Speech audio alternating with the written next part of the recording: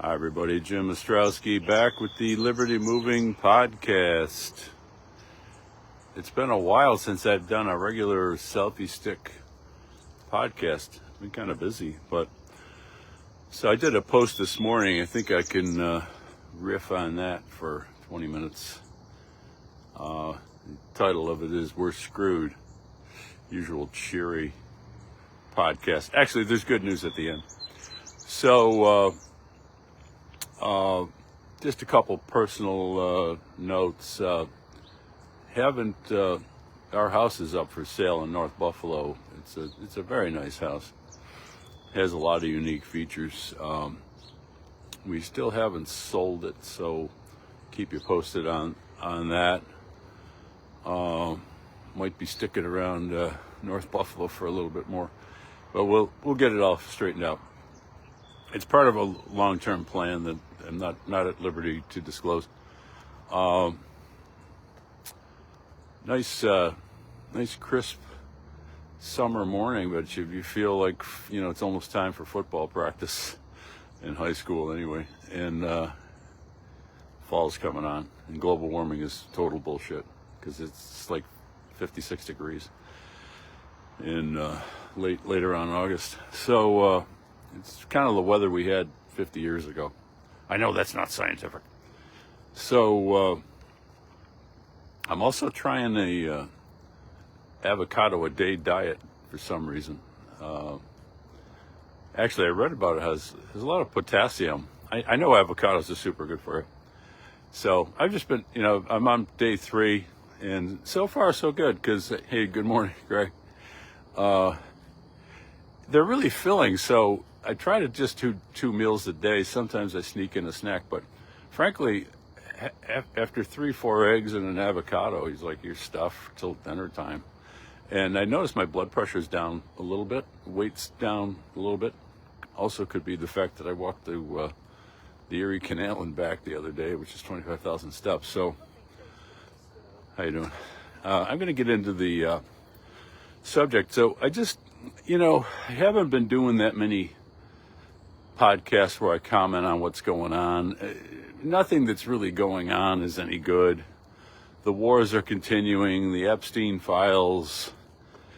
I think overall there's a feeling of disappointment with Trump's second term. There were some high hopes, particularly among the libertarian faction that frankly heavily supported Trump. I have 1.7 million libertarians voting for Trump. Other analysts might have a different figure.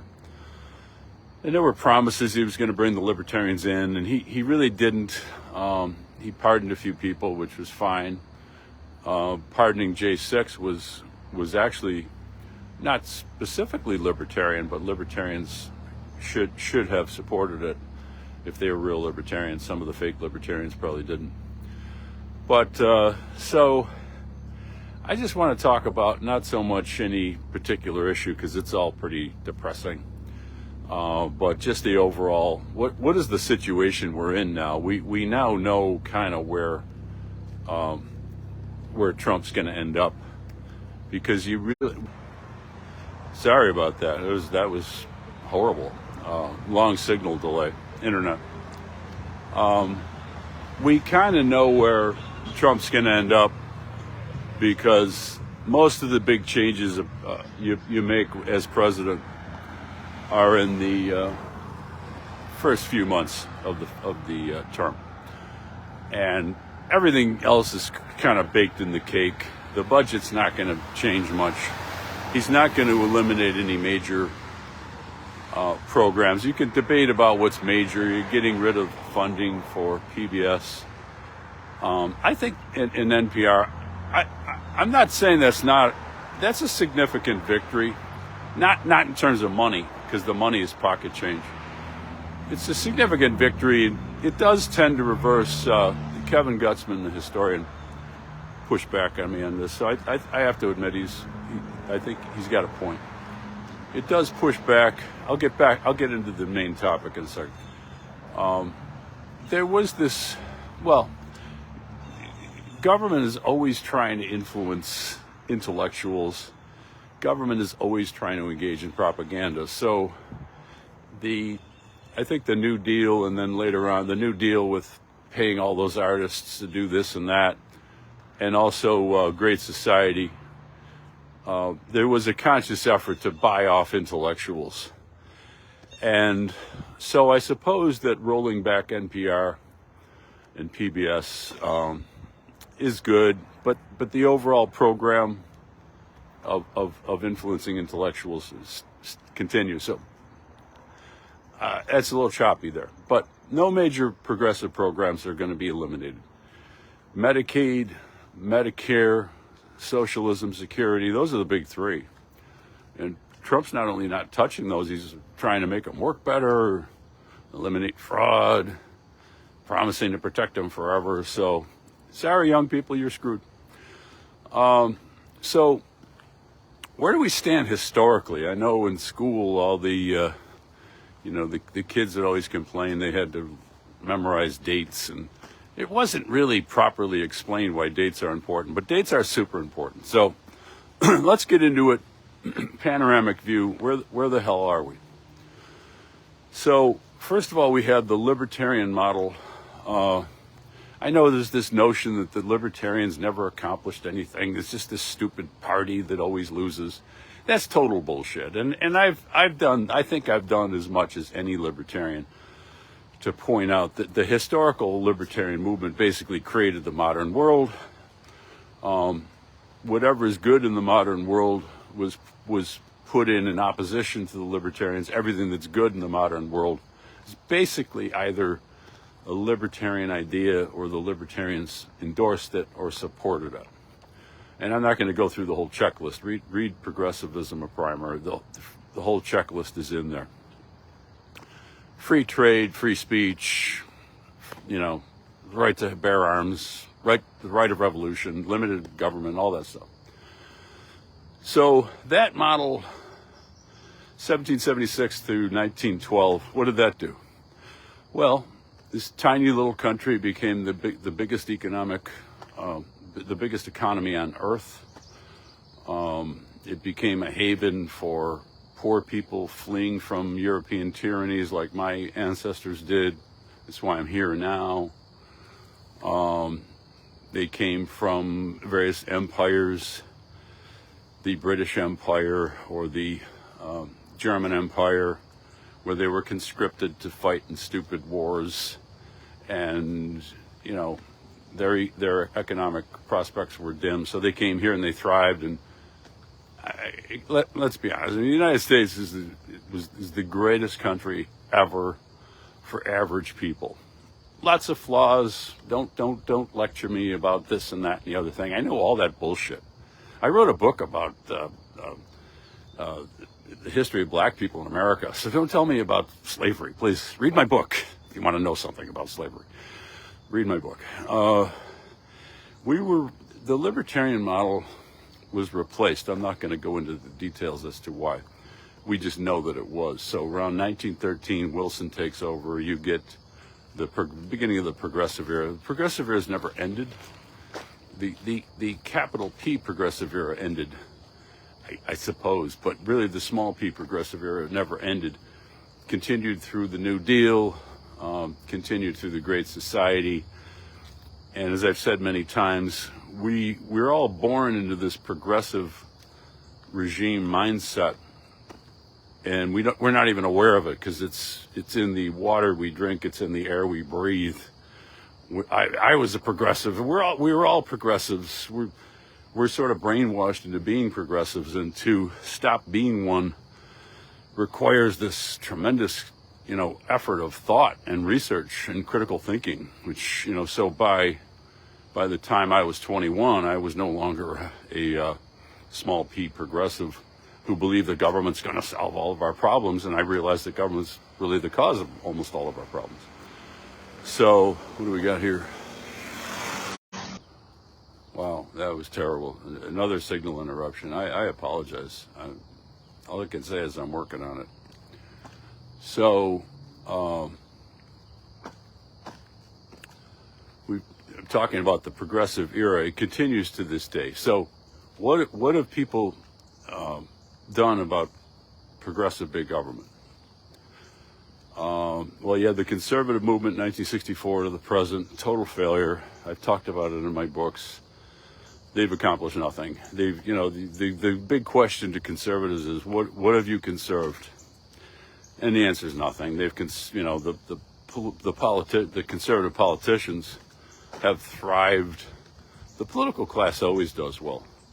So if you're a conservative in the political class, you're doing well. You're having a great, relatively great life. You're in that 20% that's thriving as opposed to the 80% that's struggling.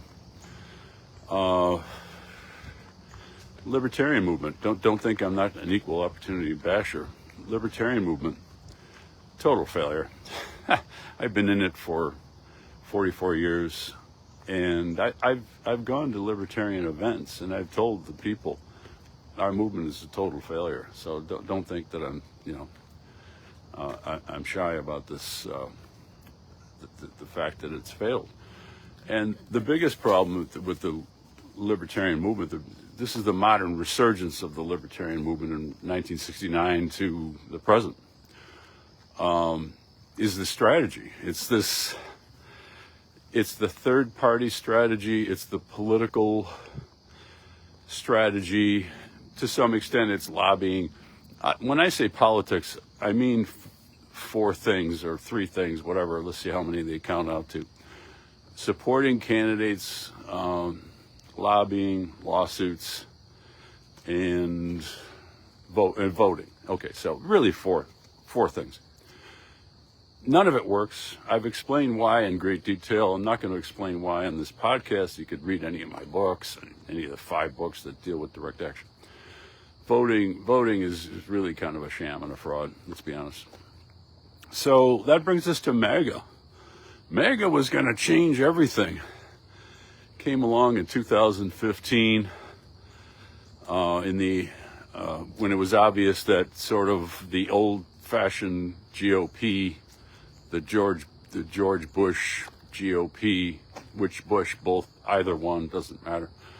It clearly failed and gone out of style, and really led to Obama coming in because people were frustrated and they were not delivering the goods, and the life for the average person was not great, and you become a sucker for a slick propagandist like Obama. So Obama comes in, and that failed, obviously. So then Trump comes in 16. So I'm not going to analyze the Trump terms in detail other than to say on immigration, Trump has fulfilled some of his promises. But that's really kind of a sui generis issue. Libertarians argue about it all the time. What should the proper immigration position be? I've written a book about it, of course. Have I not written a book about everything? No, because I have about 7 more to go. And by that time, I will have covered pretty much everything, including the one topic that I never talk about. Don't ask me what it is, because I won't tell you. But I'm planning to write a book about that one to fill that lacuna. I love that word. Somebody used that to me once. I had to run to the dictionary. It means a gap, I guess. So MAGA. Here's the only thing that's really relevant as far as Trump, as far as I'm concerned, regarding Trump is, did he start to dismantle the progressive regime that we all suffer under, the welfare warfare state that starts through? It really kind of started with Lincoln, but then went into remission for a while. But really permanently gets started with Woodrow Wilson, built up by FDR, built up even more by LBJ, and then all the other presidents sort of added their little increments. Has Trump dismantled the progressive state of America? No. Is he going to? No. So, hence the title, we're screwed. And by the way, if you don't believe me, let's talk about the building. Let's talk a little bit. I got some time left. I got some park space left.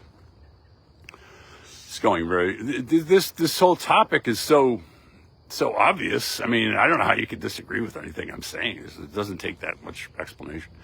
So what are the building blocks of the progressive state of America? So the Constitution, which creates a really very powerful, potentially very powerful central government. Now, ideologically, if you have if you have libertarian officials in a libertarian country, they're not going to really exercise all those powers to the full extent. But when you have a change in ideology, which we did late 19th century through the present, people wanted the government to solve all their problems. Now they'll find a way to use the taxing power and the spending power and the power to regulate interstate commerce. My God, talk about a virtually totalitarian power. And that's in the Constitution. That's in the body of the Constitution. So the Constitution creates the framework for progressive big government, not utilized until the ideology change. Lincoln, Civil War, states can't leave the Union. Okay, so the states are the federal government's bitch.